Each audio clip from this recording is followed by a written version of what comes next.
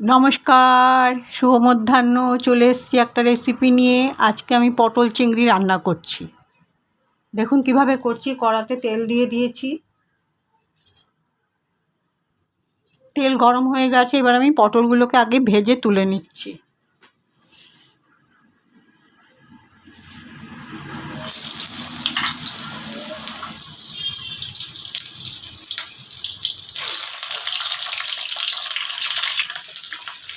দিয়ে দিচ্ছি এতটুকু নুন আর দিয়ে দিচ্ছি একটু হলুদ। এবার পটলগুলোকে আগে ভেজে তুলে নিচ্ছি। পটলগুলো না ভাজা হয়ে গেছে, এবার আমি এগুলোকে তুলে নিচ্ছি। এবারে আমি আলুগুলো ভেজে নিচ্ছি।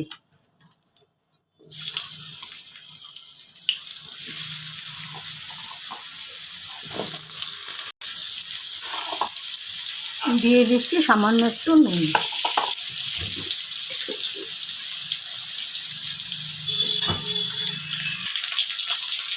আলুগুলো ভাজা হয়ে গেছে, এবারে আলুগুলোকে সব তুলে নিলাম।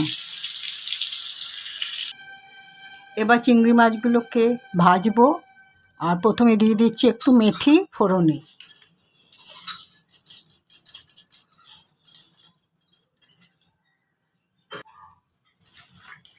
এবারে চিংড়ি মাছগুলো দিয়ে দিচ্ছি।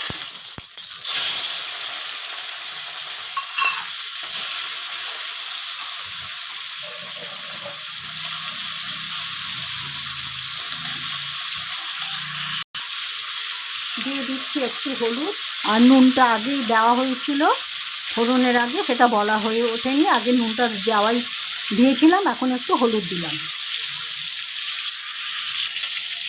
এবারে দিয়ে দিচ্ছি সামান্য একটু জল।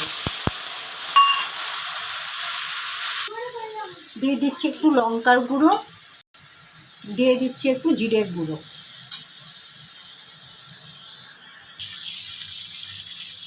মশলাটা থেকে তেল ছাড়ছে, অর্থাৎ মশলাটা কষানো হয়ে গেছে। এবার আমি আলু পটলগুলো এর সাথে মিশিয়ে দিচ্ছি।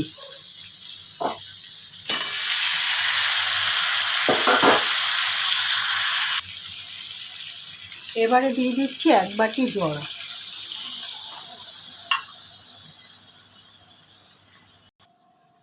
দিয়ে দিচ্ছি একটা এলাচ, একটা লবঙ্গ আর একটু জয়িত্রী।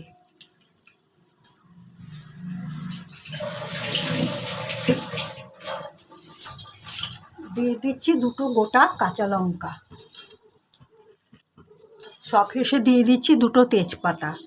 রান্নাটাকে আমি এখন গ্যাসটা নিভিয়ে দিচ্ছি। রান্নাটাকে একটু স্ট্যান্ডিং টাইমে রেখে ফিরে আসছি।